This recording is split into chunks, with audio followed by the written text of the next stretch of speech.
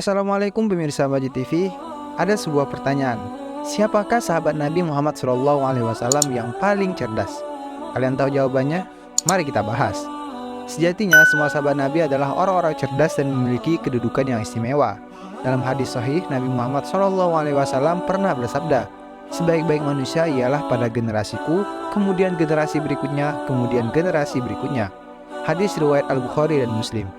Para sahabat Nabi adalah orang-orang hebat, orang-orang yang paling mengerti Al-Quran dan Sunnah Nabi, serta paling sempurna keimanannya. Semua sahabat Nabi dikenal sebagai orang-orang cerdas dan punya keahlian yang bermacam-macam.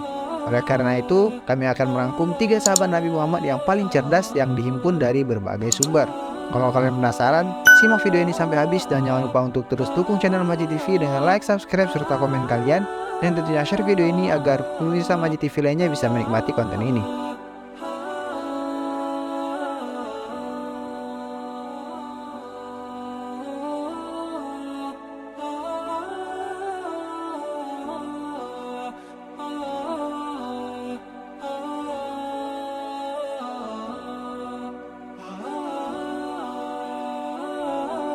Yang pertama, Abdullah bin Abbas. Abdullah bin Abbas radhiyallahu an wafat pada tahun 68 Hijriah atau 687 Masehi, adalah seorang sahabat Nabi Muhammad SAW yang sekaligus merupakan saudara sepupunya. Nama Ibnu Abbas dipakai untuk membedakannya dari Abdullah yang lain. Beliau dikenal sebagai sahabat yang sangat cerdas dan berpengetahuan luas. Banyak hadis yang diriwayatkan melalui Ibnu Abbas. Ibnu Abbas serupa dengan Ibnu Zubair, orang yang bergaul dengan Rasulullah SAW selagi masih kecil. Rasulullah SAW wafat usia Ibnu Abbas belum 13 tahun. Pada usia itu beliau telah mencapai kedudukan tinggi di lingkungan tokoh-tokoh sekeliling Rasulullah SAW. Ibnu Abbas digelari Kiai Umat karena otaknya yang cerdas, hatinya yang mulia dan pengetahuannya yang luas. Dari kecil Ibnu Abbas telah mengetahui jalan hidup yang akan ditempuhnya. Ketika masih kecil, Rasulullah SAW pernah menepuk-nepuk bahunya sembari mendoakannya, "Ya Allah, berilah ia ilmu agama yang mendalam dan ajarkanlah kepadanya ta'wil." Ketika masih kecil, Ibnu Abbas nggak pernah absen dalam majelis Rasulullah SAW dan menghafalkan apa yang diucapkannya.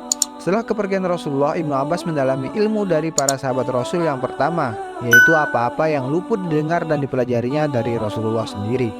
Ibnu Abbas tidak cuma memiliki kekayaan besar dalam ilmu pengetahuan, tetapi ia juga memiliki kekayaan yang lebih besar, yakni etika ilmu dan akhlak.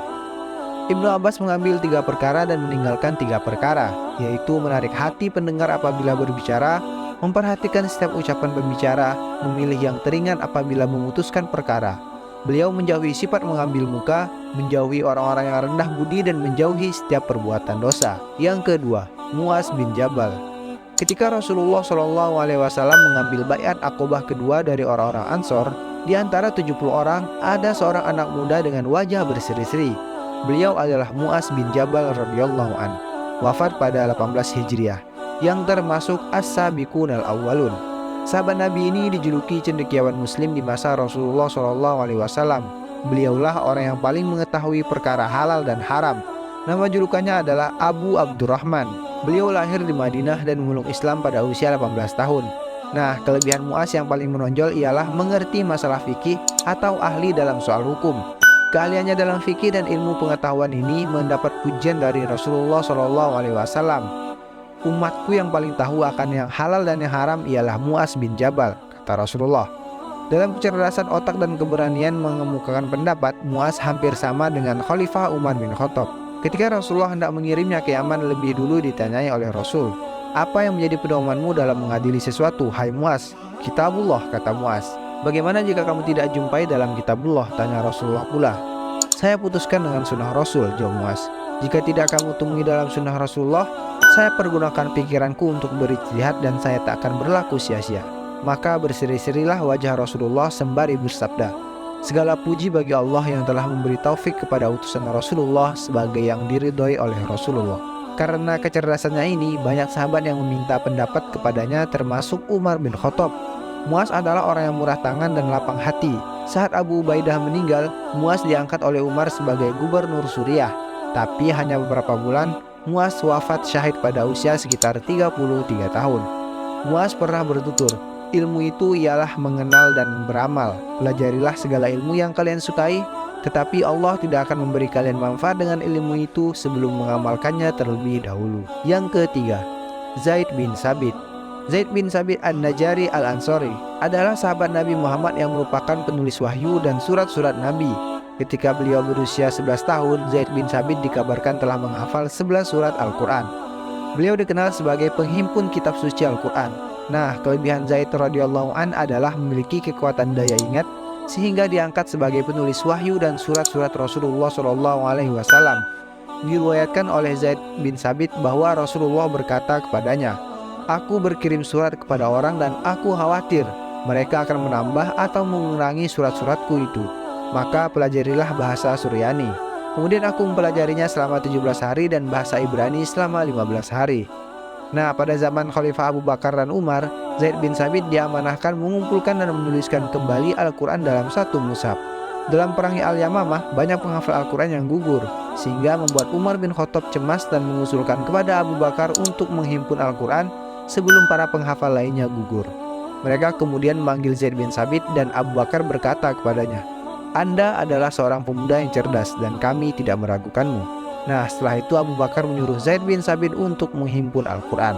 Inilah 3 sahabat Nabi yang paling cerdas versi Majid TV. Kalau kalian tahu sahabat Nabi cerdas lainnya, silahkan komentar ya. Tapi jangan lupa untuk terus dukung channel Majid TV dengan like, subscribe, serta komen kalian. Dan tentunya share video ini agar pemirsa Majid TV lainnya bisa menikmati konten ini. Semoga bermanfaat. Assalamualaikum warahmatullahi wabarakatuh.